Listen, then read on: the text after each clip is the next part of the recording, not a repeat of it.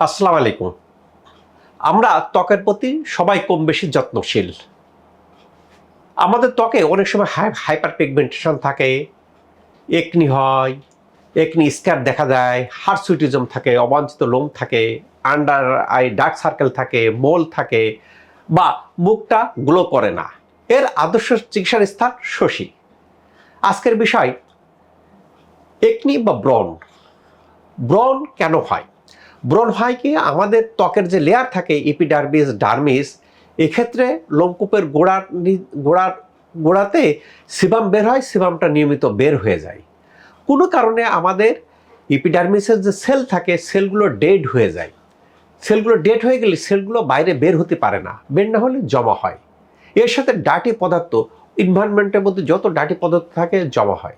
জমা হয়ে কি হয়, ভিতরে ইনফ্লামেশন গঠন করা হয়, সিবাম বের না হতে পারলে ইনফ্লামেশন থেকে ব্রণ উৎপত্তি হয়।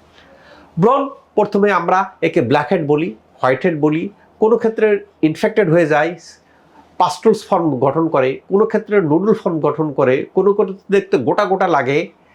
যত ধরনের এরকম 6 রকমের ব্রণ থাকে। ব্রণ থাকার পর সব ধরনের ব্রণের চিকিৎসা পদ্ধতি এক না। ইনফেক্টেড থাকলে আগে ইনফেকশনটাকে কন্ট্রোল করতে হয়, কন্ট্রোলের পদ্ধতি অনেক, তারপর লেজার দিতে হয়। এইভাবে শশীতে এখানে আধুনিক চিকিৎসা পদ্ধতি আছে। এখানে কেন সেরা? এখানে কারণটাকে মূল থেকে উৎপাদন করা হয়, ভিতর থেকে বের করা হয়। পাশাপাশি কি করা হয়, এখানের মেশিনগুলো সবচেয়ে আধুনিক এবং এখানকার ট্রিটমেন্ট দেন মেডিকেল গ্রাজুয়েট এমবিবিএস ডাক্তার।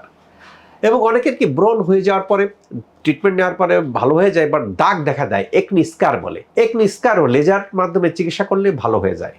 কাজেই ব্রণ নিয়ে যারা বিভিন্ন জায়গায় ছোটাছুটি করতেছেন, কাঙ্ক্ষিত ফলাফল পাচ্ছেন না, তাদেরকে ওয়েলকাম টু শশী। দেখবেন কি যে মুখ ইনশাল্লাহ ফ্রেশ হবে, ত্বক ভালো থাকবে, গ্লো করবে।